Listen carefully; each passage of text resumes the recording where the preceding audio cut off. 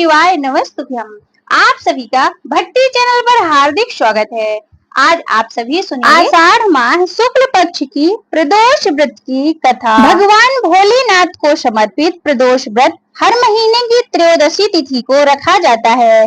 आषाढ़ माह के शुक्ल पक्ष की त्रयोदशी पर आषाढ़ महीने का अंतिम और जुलाई का पहला प्रदोष व्रत होगा। इस दिन भगवान शिव और माता पार्वती की पूजा की जाती है।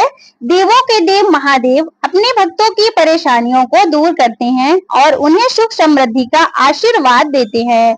आइए जानते हैं जुलाई का पहला प्रदोष व्रत कब रखा जाएगा। जुलाई में आषाढ़ माह के शुक्ल पक्ष की त्रयोदशी तिथि 7 जुलाई को रात 11:11 से प्रारंभ होगी और 8 जुलाई को रात्रि 12:39 तक रहेगी। प्रदोष काल में त्रयोदशी तिथि 8 जुलाई दिन मंगलवार को होगी, इसलिए 8 जुलाई दिन मंगलवार को प्रदोष व्रत रखा जाएगा। मंगलवार होने की वजह से इसे भौम प्रदोष व्रत या फिर मंगल प्रदोष व्रत माना जाएगा। इस दिन ज्येष्ठा उपरांत मूल नक्षत्र का संयोग होगा। इसके साथ ही शुक्ल योग का निर्माण होगा। चंद्रमा वृश्चिक उपरांत धनु राशि में गोचर करेंगे, जबकि शुक्र ग्रह का रोहिणी नक्षत्र में प्रवेश होगा। प्रदोष व्रत रखने से भगवान शिव प्रसन्न होते हैं और इससे वैवाहिक जीवन में सुख शांति रहती है, संतान सुख मिलता है। इसके साथ ही दुख परेशानियों से छुटकारा मिलता है। भगवान शिव और माता पार्वती के आशीर्वाद से प्रदोष व्रत रखने वाले के घर आंगन में हमेशा खुशियां बनी रहती है। प्रदोष व्रत के मौके पर रुद्राभिषेक करना अत्यधिक पुण्यदायी माना जाता है। प्रदोष व्रत वाले दिन सुबह जल्दी उठकर स्नान आदि करें। इसके बाद साफ एवं स्वच्छ कपड़े पहने। इसके बाद भगवान शिव का ध्यान करें और व्रत का संकल्प लें। इसके बाद घर के मंदिर में या फिर शिव और पार्वती के मंदिर में जाकर विधि विधान से पूजा करें। उन्हें स्नान कराएं, गंगा जल से अभिषेक करें, पंचामृत से अभिषेक करें, रोली चंदन लगाएं, धूप दीप नैवेद्य अर्पित करें, फूल और बेलपत्र आदि अर्पित करें, भांग धतूरा शमी पत्र आदि अर्पित करें। इसके बाद भोग अर्पित करें। भोग में मौसमी फल अर्पित करें। इसके बाद भगवान शिव के मंत्रों का जप करें, साथ ही महामृत्युंजय मंत्र का भी जप करें। भगवान शिव का प्रसन्न करने वाला मंत्र है ओम नमः शिवाय। महामृत्युंजय मंत्र है ओम त्र्यंबकम यजामहे सुगंधिम पुष्टिवर्धनम उर्वारुकमिव वंदना मृत्यु मोक्षे मामृताम। इसके बाद शिव चालीसा का पाठ करें एवं प्रदोष व्रत की कथा को श्रवण करें। इसके बाद भगवान शिव और माता पार्वती की आरती करें। पूजन के दौरान जाने अनजाने में हुई गलतियों के लिए क्षमा मांगे और पूजा का प्रसाद सभी में बांटें। प्रदोष व्रत की कथा। पौराणिक कथा के अनुसार एक नगर में एक ब्राह्मणी रहती थी। उसके पति का स्वर्गवास हो गया था। उसका अब कोई सहारा नहीं था, इसलिए वह सुबह होते ही अपने पुत्र के साथ भीख मांगने निकल पड़ती थी। वह खुद का और अपने पुत्र का पेट पालती थी।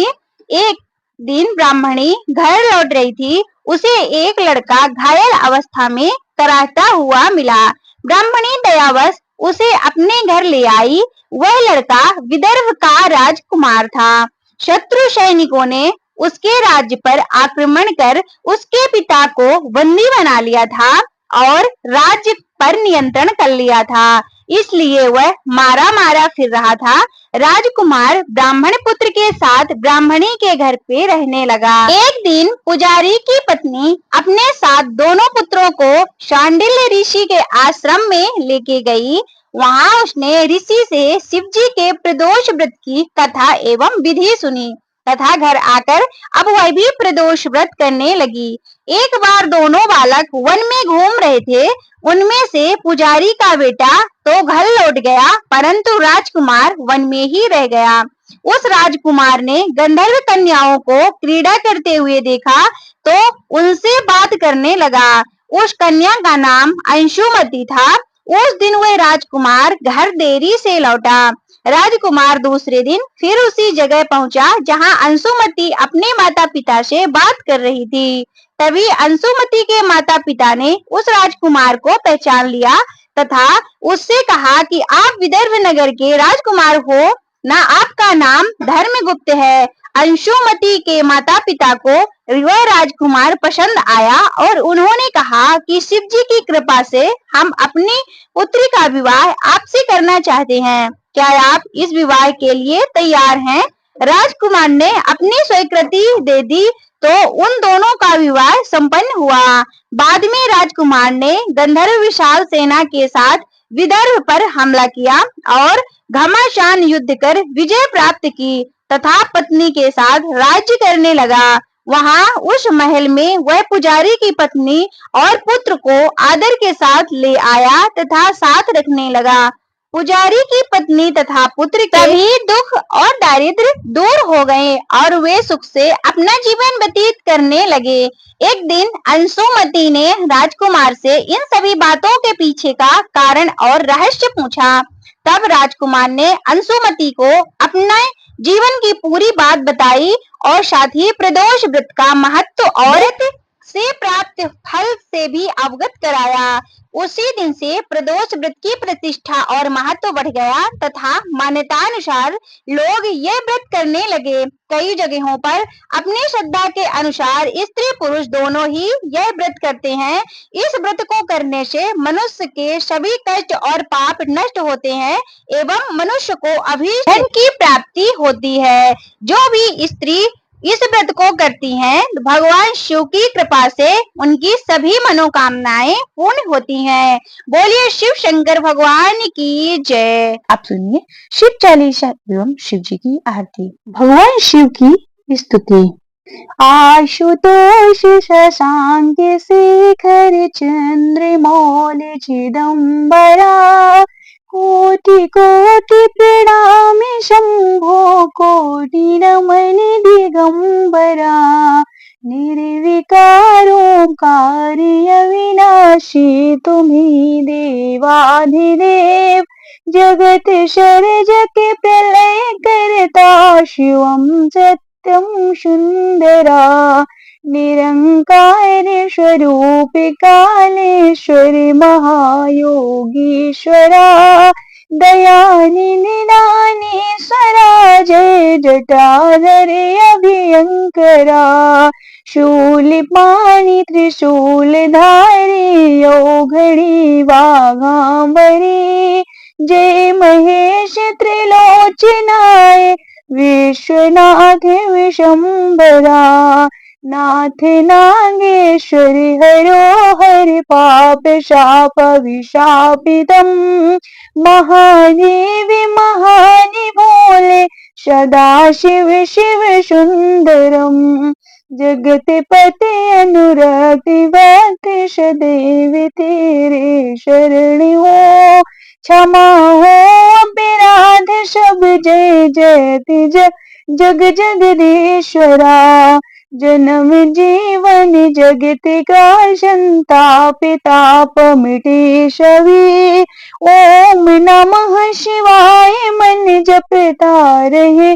पंचाक्षरा आशुतोष शशांक शेखर चंद्रमौलि चिदंबरा कोटि कोटि प्रणाम शंभो कोटि नमन दिगंबरा कोटि नमन दिगंबरा कोटि नमन दिगंबरा।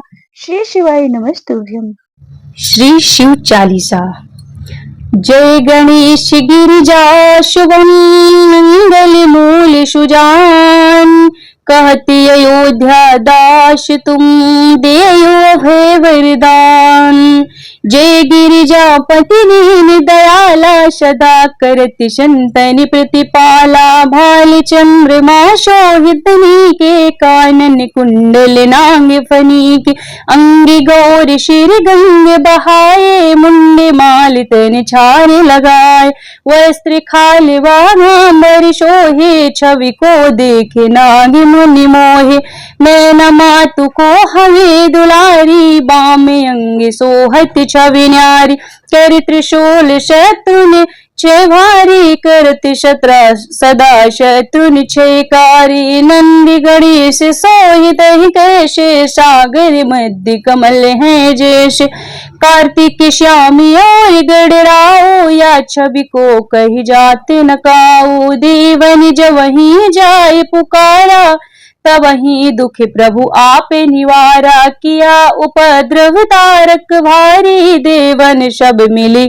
तुम ही जुहारी तुरत शड़ा शनि आप पठाया लौनी में शिमह मारी गिरायो आप जलंधर असुर संहारा सुयश तुम्हारे विदिश संसारा त्रिपुरासुर संग युद्ध मचाई सबही कृपा कर लीहि बचाई किया तपहि भागीरथि भारी पुरहि प्रतिज्ञाता सुपुरारी दानिन महतुम सब को नाही सेवक स्तुति करहु सदाहि वेद नाम महिमा तवि गाई कथे अनादि भेद नहीं पाई प्रकटे उदधि मंथन में ज्वाला जरत सुरासुर भय बिहाला की दया तह करी सहाय नीलकंठ तव नाम कहाई पूजन रामचंद्र जब कीन्हा जीत के लंका विभीषण दीन्हा सहस कमल में हो रहे धारी कीन परीक्षा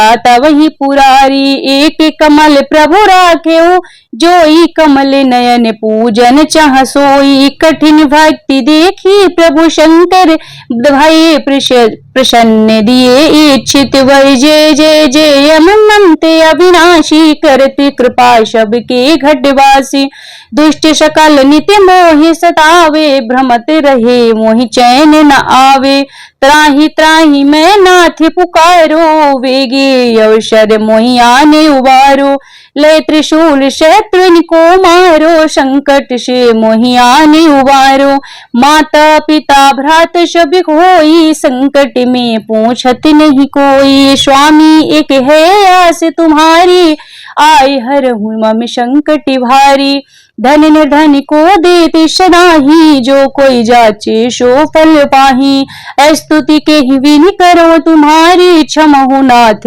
अब चूके हमारी शंकर हो संकट की नाशक मंगल कारण विघ्न विनाशक योगियत मुनि ध्यान लगावे शारद नारद शीश नवावे नमो नमो जय नमः शिवाय सुर ब्रह्मादि के पार न पाए जो ये पाठ करे मन लाए तापरि होते है शंभु सहाय दुनिया जो कोई हो अधिकारी पाठ करे सो पावन हारी पुत्रहीन कर इच्छा कोई निश्चय शिव प्रसाद तहि होई पंडित त्रयोदशी को लावे ध्यान पूर्वक होम लगावे त्रयोदशी व्रत करे हमेशा ताकि तन नहीं रही कलेशा धूप दीप नैवेद्य चढ़ावे शंकर सम्मुख पाठ सुनावे जन्म जन्म के पाप नशावे अंतिक धाम शिवपुर को पावे कहते अयोध्या